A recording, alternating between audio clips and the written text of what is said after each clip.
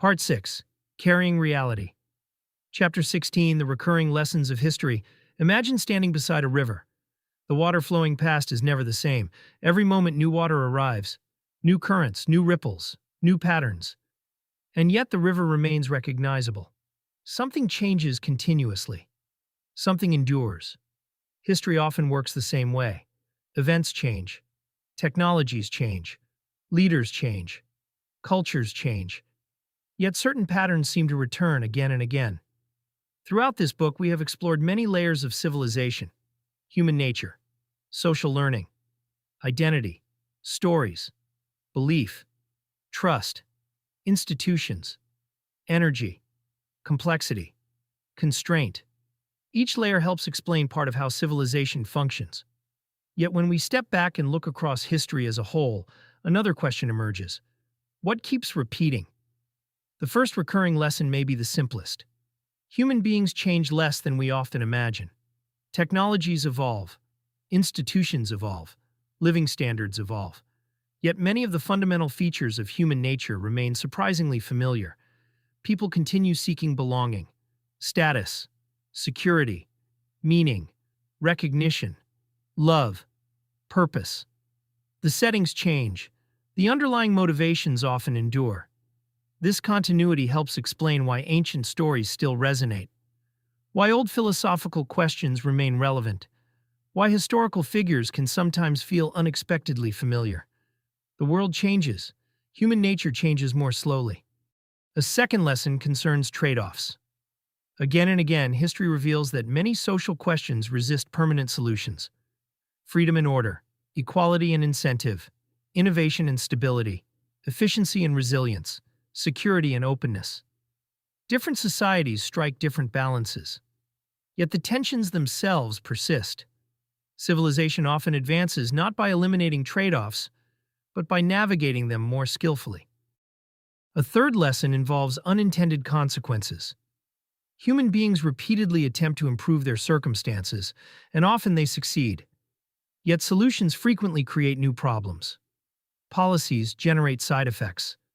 Technologies reshape behavior. Institutions evolve in unexpected ways. History reminds us that complex systems rarely respond exactly as intended. The world is often more interconnected than it first appears. A fourth lesson concerns humility. One of the striking features of history is how frequently intelligent people have been confidently mistaken.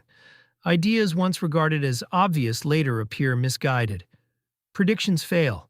Certainties dissolve. Entire generations misunderstand aspects of the world that later seem clear. This pattern does not imply that knowledge is impossible. It suggests that certainty deserves caution. The lesson extends beyond individuals. Civilizations themselves can become overconfident. Periods of success often create assumptions of permanence. Prosperity begins to feel normal. Institutions appear indestructible. Progress appears inevitable.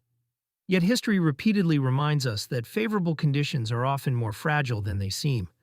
Success can obscure its own foundations. A fifth lesson concerns adaptation. Human beings are remarkably resilient. Societies encounter crises, wars, disasters, economic disruptions, political upheavals, and yet people adapt. Communities reorganize. Institutions evolve. New solutions emerge. History contains tragedy, but it also contains extraordinary examples of renewal. The human capacity for adaptation may be one of civilization's greatest strengths.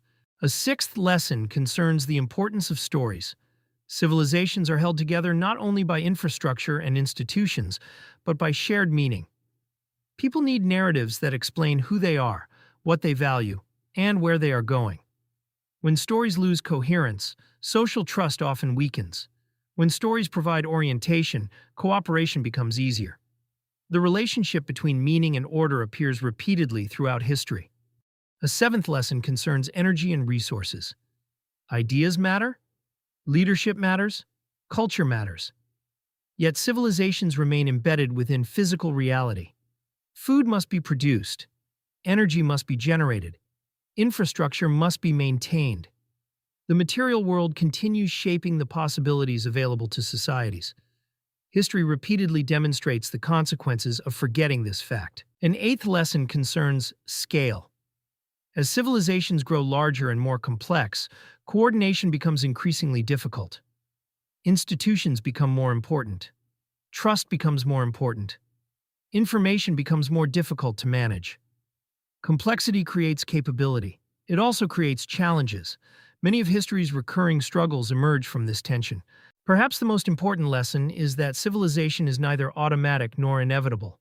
It is created, maintained, inherited, renewed.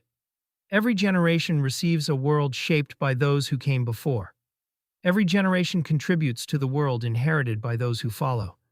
Civilization is less a possession than a stewardship, a continuous process rather than a finished achievement.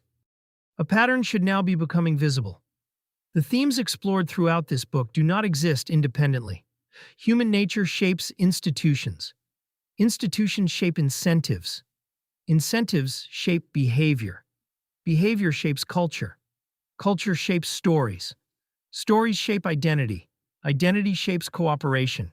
Cooperation shapes civilization. The layers interact continuously. History becomes the record of those interactions unfolding across time.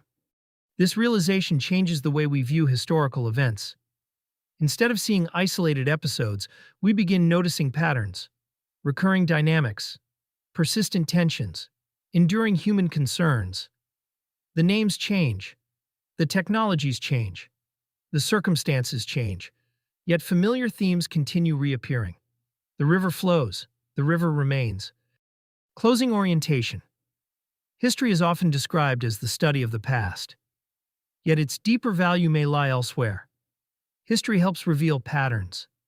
It allows us to see recurring features of human life that can be difficult to notice within a single moment. The goal is not prediction. History rarely repeats itself precisely. The goal is orientation, a broader perspective, a deeper appreciation for continuity amid change, and a greater awareness that the world we inhabit is part of a much longer story. If history reveals recurring patterns, another question naturally emerges. How should we understand the present?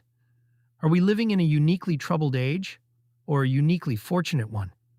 How should we place our concerns, achievements, fears, and hopes within the broader context of human history?